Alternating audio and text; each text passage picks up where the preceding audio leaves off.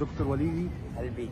يعني بص انا ضيفك النهارده في النادي الاهلي، ويعني ده بالنسبه لي يوم يعني انا افتكره الى يعني يا باشا كده. ده انت قلبي والهندسه من اكتر ناس أنا بحبها في حياتي وحاجه جميله يعني، وانا بحبه جدا يعني. ربنا يخليك يا ابو تكاتره. الشياكه اخبارها ايه بس عشان خاطر والله بس نبقى الشياكه إيه انا مش عارف في الاول، الشياكه عشان انا عايز اجيب الليفل بتاعك. ايه. اجيب الليفل بتاعك. لا ده احنا اللي بنحاول انت نجيب الاوتفيت الليفل. بتاعك، بص الاوتفيت احلى بكتير. لا بصراحة. بالعكس. انا لو اعرف كده كنت اشتريت لبس جديد قبل ما اجي. لا حبيبي، هو قول. لا هي الشياكه عايزه منك ايه بقى؟ انا عايزه اه والله لا ده لبس النوم. انا جيت كده قلت عادي هنقابل الخطيب مثلا وبتاع، فقشطه نيجي في اي حاجه. لكن لو عارف ان انا قابل ابو صلاح بالشياكه دي، لا كنت نزلت اشتريت لبس جديد. حبيبي ربنا يخليك. انا سالفه يا جدعان، الحاجات دي هنرجعها بعد اللايف عشان نجيب من الاخر. انا كنت جايب جلابيه وهو ايه قال لي بقول لك ايه، نقلب اي حد ياخد الحاجات دي ونغيرها يعني. انا دلوقتي احنا اول سؤال هساله لك. ماشي بس علي صوتك بقى عشان اول سؤال هساله لك. تمام. ايه رايك في الارضيه بتاعت التتش؟ والله يا جماعه الكبده زي الفل، ولو مش مصدق دوقي السجق ساعات. انت هتدخلنا في حاجات سياسيه والناس هتزعل، بس احنا انا وابو حميد دخلنا الملعب، وانا كده كده هو هيحط الصور دلوقتي على الفيديو واحنا بنتكلم، وقعدنا نعمل تيست كده، ننط على الارض. الارضيه مش بتمتص الصدمات، والارضيه ناشفه جدا، في نقر كتير موجوده في الملعب، وكل حاجه جميله. يعني السبا الجديد وحاجات التاهيل موجوده كلها جميله، بس الارضيه بصراحه حاجه في منتهى السوء يعني، محتاجه اعاده تاهيل يعني. فريق خالد مرتجي قابلنا وسلم على دكتور هينزل وليد. برضه الصوره دلوقتي. سالم هو واقف على قال ابو صلاح يا نهار ابيض، احسن اهلاوي في الدنيا. قعدت قلت له ابو صلاح معلش بقى يتصور معاك، هنيجي عليك يا ابو صلاح معلش. هو متواضع ووافق. ربنا يخليك لينا يا رب. قول لي بقى حكايتك مع الفن ايه بقى؟ يعني انت قلت لي مثلا انت مين اللي بتسمعهم، اللي بتحب تسمعه؟ انت سميع اللي مين؟ قديم ولا جديد؟ قول لي قديم وقول لي جديد. قديم الاول. يعني قديما اكتر حاجه بحبها محمد فوزي. في اغنيه بحبها بقى، استنى نغنيها سوا مع بعض. عايزين نفك كده عشان ايه الدنيا تبقى مع بعضينا. فين قلبي فين قلبي يا ناس، دلوني دلوني دلوني يا عيني يا ليلى. فدي انا بحبها طبعا. محمد فوزي. انا بقدم تحيه كبيره للدكتور بشير. وارجوك اوعى تغير من دكتور بشير، وانا ممنون وبحب ايمون يعني كل الناس اللي بتتابع الحاج عواطف طبعا كله وباز. انت كده مش هتخلص ان في ناس. طب انا هقول لك على حاجه. ليه؟ انا هوقعك. انت ما كنتش تقول. هوقعك مع المتابعين بتوعك. طيب اوصف لي كل متابع بكلمه. لا هم او اديني لقب. هو اولا مش متابعين، هم دول اسرتي واهلي وحبايبي، وانا عاده ما بنزلش باسرتي في حته، بس لما نزلت مع احمد، انا باشمهندس احمد، نزلت باسرتي وجبتهم وهم قاعدين مع بعض دلوقتي. انا اللي ضيف عندهم النهارده. مفيش حاجه اسمها ضيف، احنا حبايب يعني. فانا نزلت باسرتي لان انا ده اخويا واحنا قاعدين مع بعض، فانا ما عنديش متابعين، انا عندي اسره واهل وحبايب وبحبهم كلهم، ولا يمكن افرق بين حد وحد. بس بالتاكيد يعني عشان اكون امين، كل ما الواحد يكون قديم بيكون له معزه في قلبي اكتر شويتين من الجديد. ليه؟ لان اللي ملوش خير في القديم مش هيبقى له خير في الجديد. ده حقيقي. فانا الناس بتوع زمان قوي اللي بتتفرج عليا، محمد عبد الحميد والست عواطف والناس القديمه قوي بتتفرج عليا من زمان، اكيد ليهم عندي مكانه. الله يرحمه الاستاذ جعراني. طبعا ايهاب جعراني وهشام جعراني ومنال جعراني ومحمد جعراني ده جنرال في القوات المسلحه، وراجل دلوقتي في امريكا، حاجه من الحاجات الجميله. وبرده هدف من الحاجات يا جماعه اللي احنا اشتغلنا فيها في القناه، ان احنا نجمع الناس المحترمين. ده راجل مهندس قد الدنيا، وهشام الجعراني مهندس قد الدنيا، باشمهندس ايمن مهندس بترول، ودكتور بشير، وجورتس من روسيا مهندس، وست العميد محمود عايد وبتاع.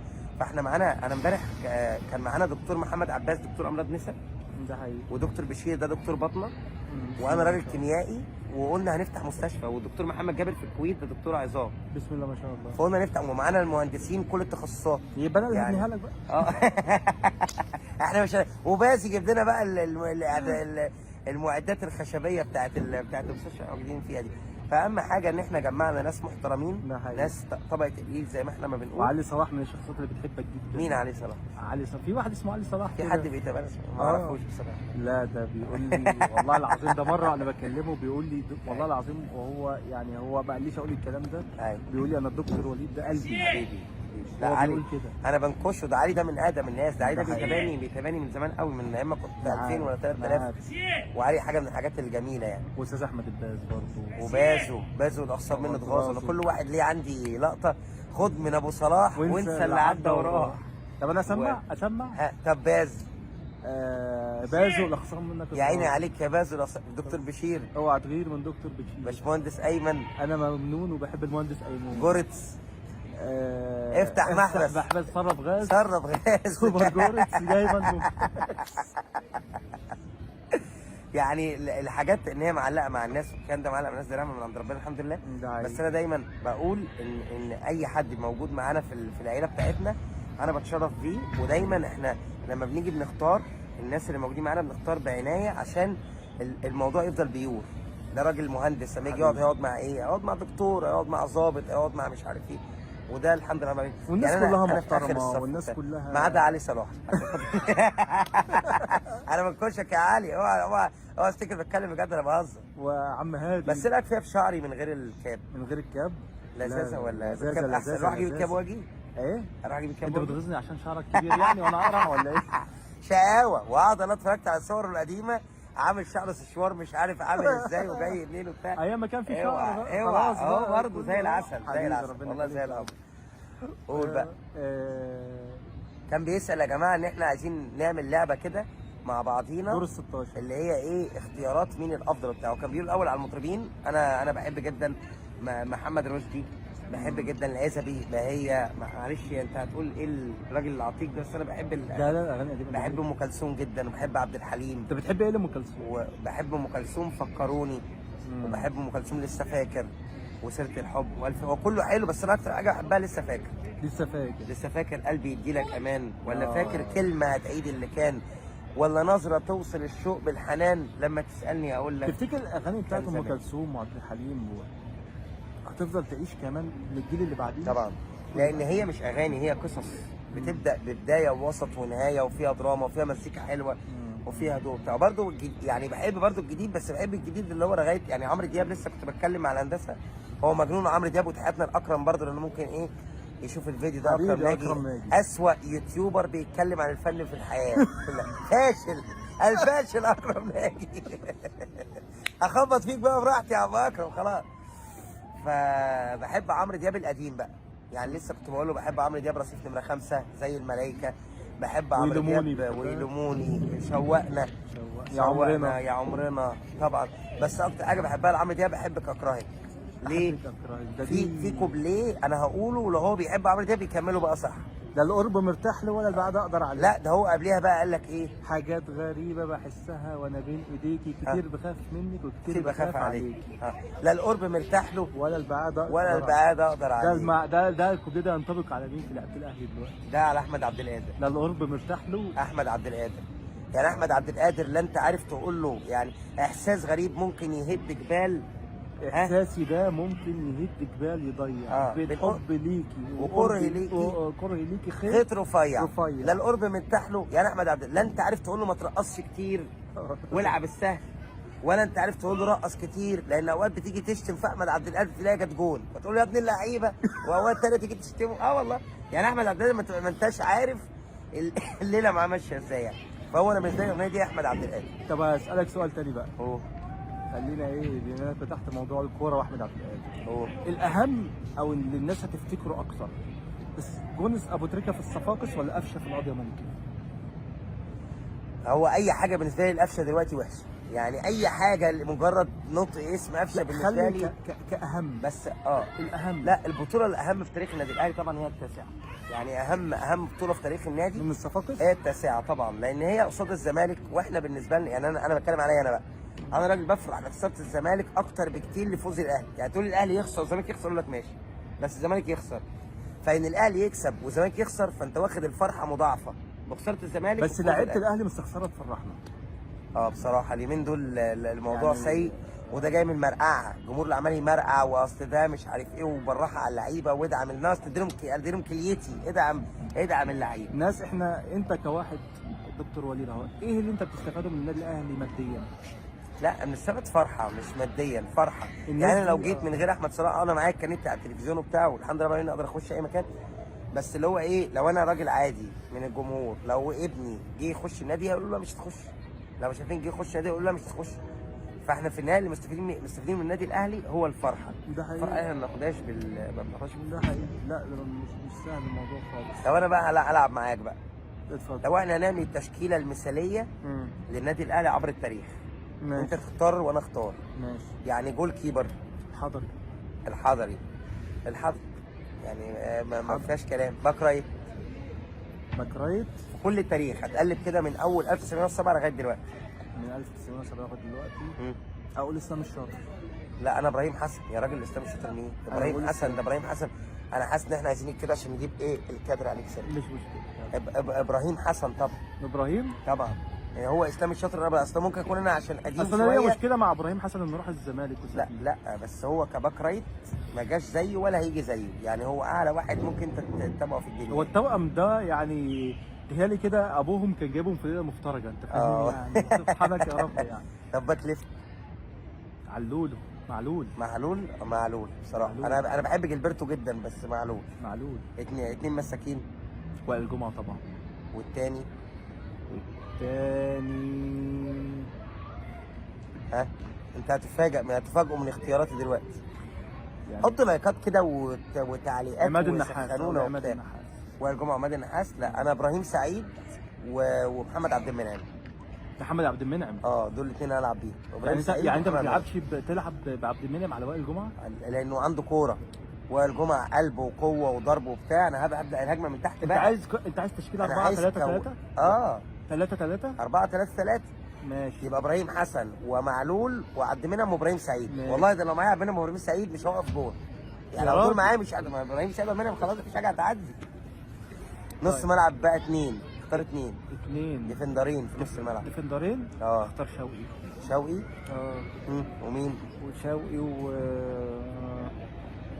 ها بالك في عتاوله في الاهلي. طبعا. في الحته دي مجدي عبد الغني وهادي خشبه وفي الحته دي حسام عاشور وفي الحته دي لعيبه في التاريخ كتير. انا هاخد شوقي وعاشور. انا هختار حسام غالي وديانج. اثنين على الدايره. حسام غالي وديانج. واحد ضريب ديانج وحسام غالي كوير. الدنيا تقدر. انا حاسه لما بقول بيتغاظ يعني نظرته يا ابن اللذينه انت جبتهم منين دول. طب اجنحه بقى. بركات طبعا. والتاني بركات. خد بالك من التاريخ كله. يعني من زمان لغايه دلوقتي. ابو تريكه ما اعتبرش. ابو تريكه صانع العاب رقم 10. طب قول لي كده اسامي كده. ده انت عندك مؤمن زكريا. عندك تريزيجيه. عندك رمضان صبحي لما كان موجود. لا رمضان لا. مصطفى عبده. كابتن مصطفى عبده. طاهر ابو زيد. لا طاهر. عندك انا اسف. كابتن طاهر ابو زيد. انت كنت هقولها بس هو خدها مني. طب طالما انت حطيت طاهر ابو زيد والتاني وبركات صح كده؟ وابو تريكه. انا ماشي. انا بقى مصطفى عبده. حلو الكلام. وبركات. وفي القلب ابو تريكه. وطبعا قدام مفيش غيره يعني. حسام خطيب يا عم هيمشيه. ده هيسحب منه كارنيه. انت هتحملني. طب انا هسألك سؤال. خطيب يابا. طب خلينا نخش في خط احمر كده واساله سؤال محرج. طيب. هل تعتبر ايه؟ ما اعرفش والله يا فندم.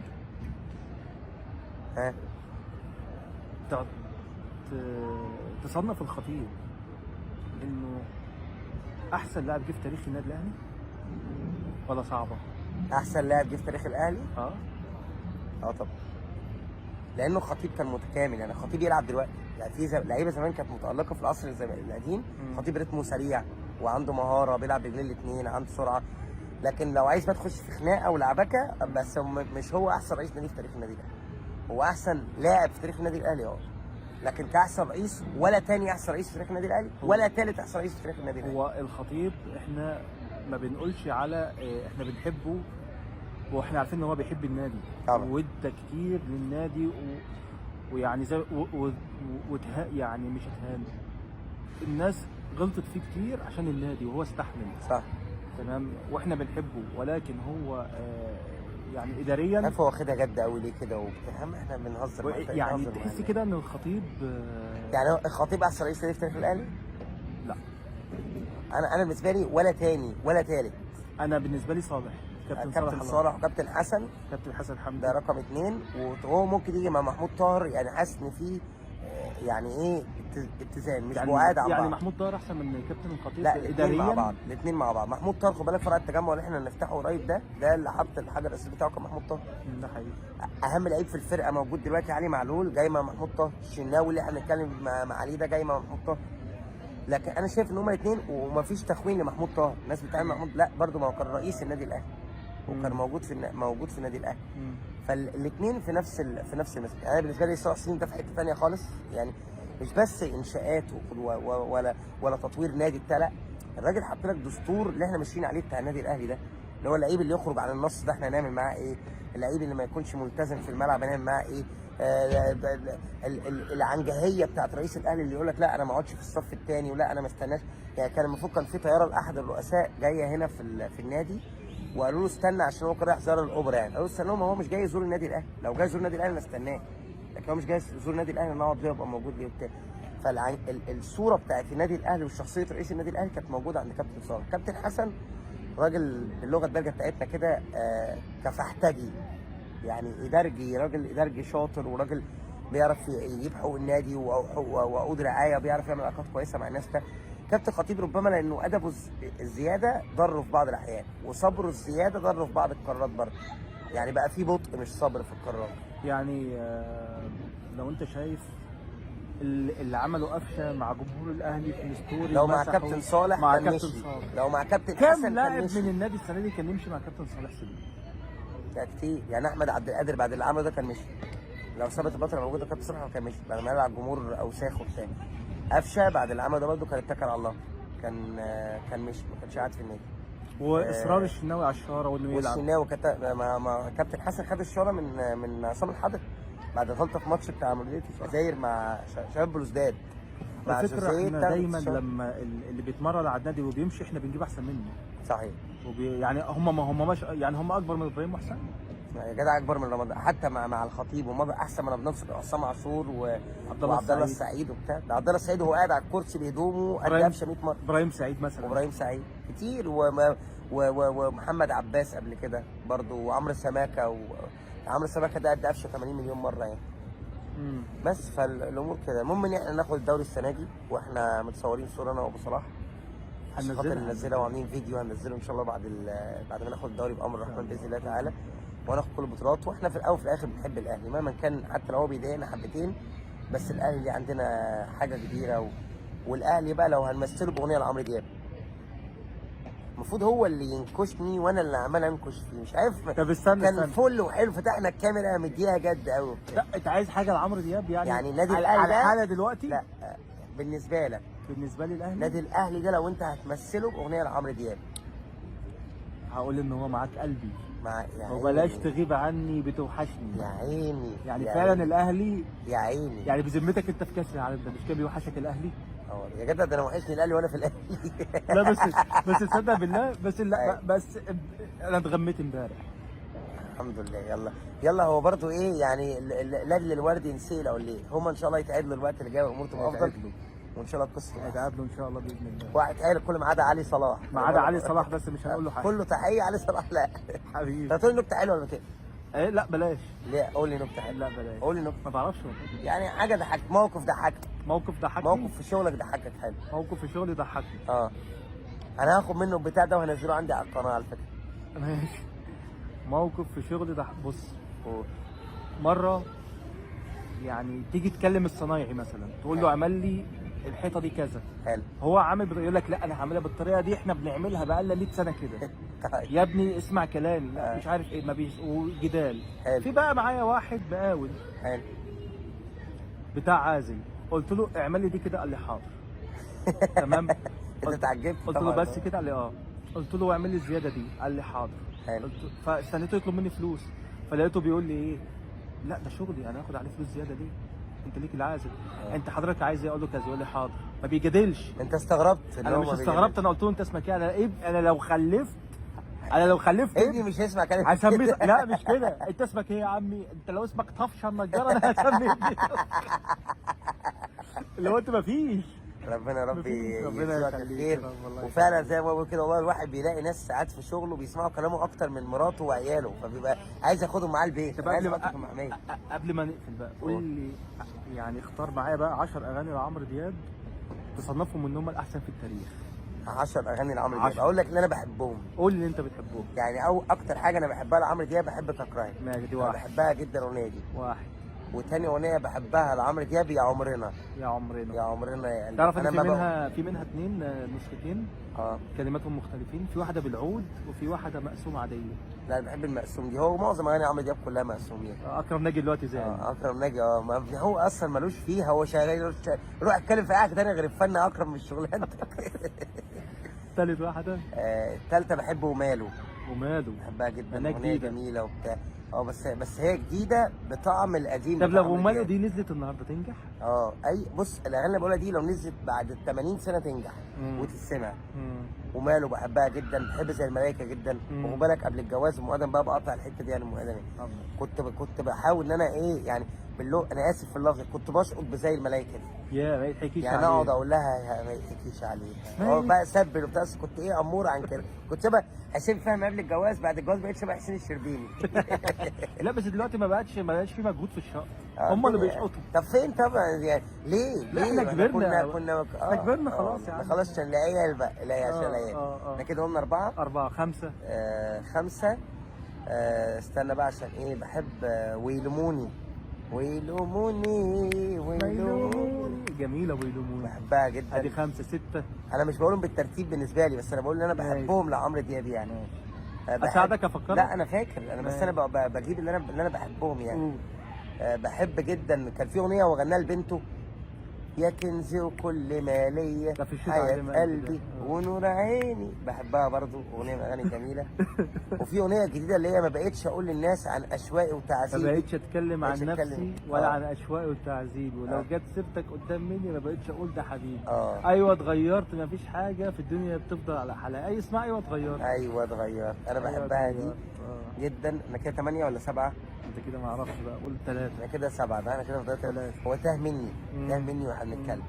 الثلاثه اللي باقيين احنا قلنا شوقنا. لا شوقنا دي كنا بنرقص عليها زمان.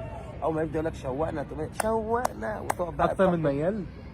وميال. ادي ميال فاضل واحد. شوقنا وميال. ومن كام سنه غناها ميال دي في افتتاح بطوله العالم اللي اتعملت عندنا هنا في مصر بتاعت احمد بلال لو تفتكر. لا مش فاكر. انت كنت صغير. كانت سنه 99. هو غنى في افتتاح كاس العالم للشباب اللي كان فيه رونالدينيو. وخد بالك رونالدينيو في الوقت ده كان جاي الاهلي، بس الاهلي استغنى الرقم.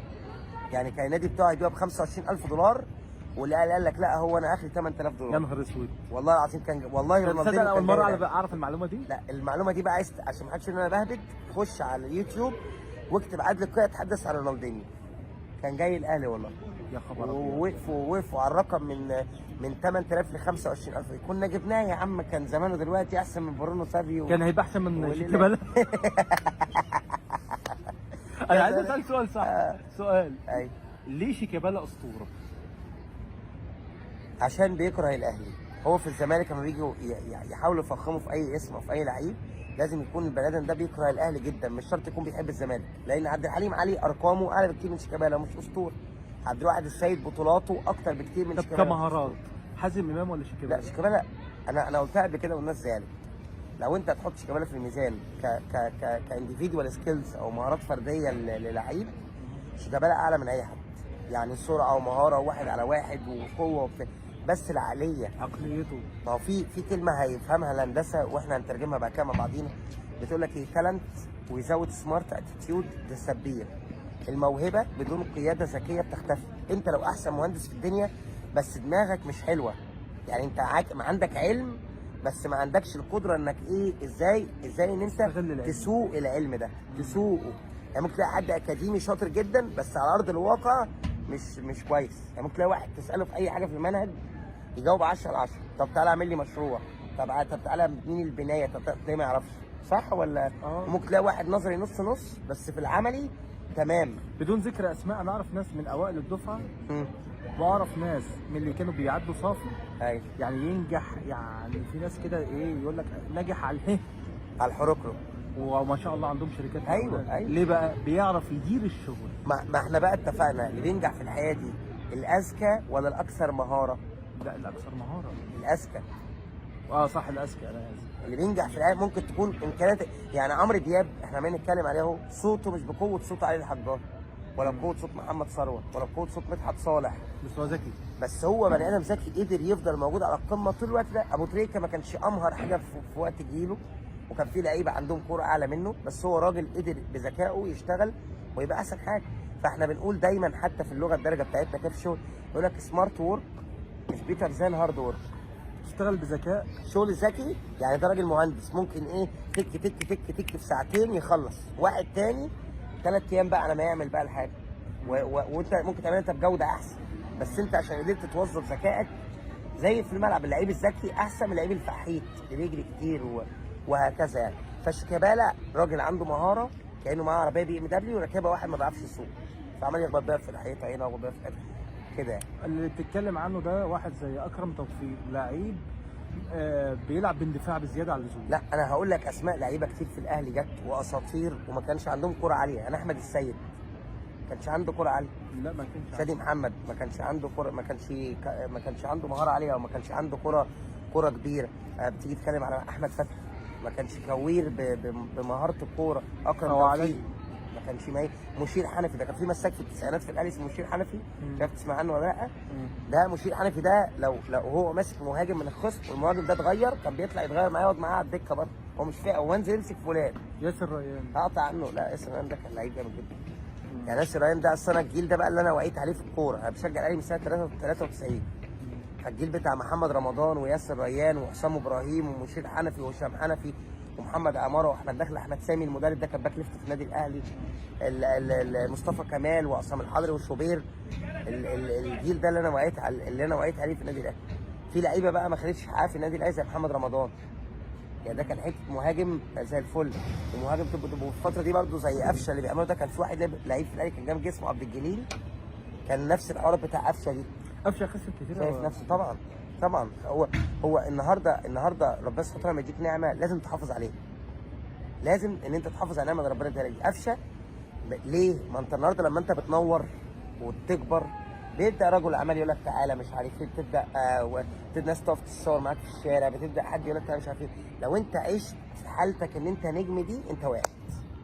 اللي نجح ابو تريكه ده لغايه اخر وقت كان بيجي يفطر مع العمال وبيتعامل مع الناس عادي وكده.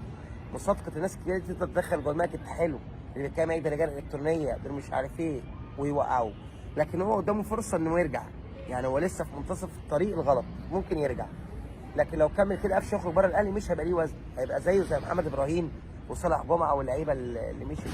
مع ان هو كان يقدر يكون اسطوره من اساطير الاهلي بعد القضيه. طبعا الناس حبته جدا. انت عارف اللي بيغيظ ايه؟ ابن ابو تريكه سيف. سايب ابوه قاعد يعني انت بيقول لك بيقول لقفشه كل سنه طيب يا عم الناس، امال ابوك ايه؟ انت واحد ابوك ابو تريكه يقول لك ايه؟ في مره يقول لك ايه بتحس بايه وانت قاعد مع ابوك على الفيس، هو كاتب ايه بحس ان مع بابا عادي. انت متخيل يعني متخيل واحد بيقول بيحب قفشه على ابوه. انت يا ابني وبالك حاجه من الحاجات برضه اللي انا هسال عليها بصراحه لما نكتب الفيديو عشان كده اطول. ان ممكن واحد انت تحبه كلعيب او انت تحبه كمذيع او انت تحبه كيوتيوبر، بس انت بتشوفه كانسان انت ما بتحبوش. يعني ممكن انا احبك كان انت بتقدم الحاجه انا شايفها من بعيد، لان الحاجات من بعيد كلها بتبقى مبهره، لكن اوقات لما بتقرب من الحاجه بتحس ان لا يعني هو مش بنفس قوته وانا شايفه بره وبتاع. فانا عايز اسال ابو صلاح سؤال وجاوب عليه قبل ما نقفل، وبما يرضي الله يعني بما يرضي بيني وبينك ربنا يعني.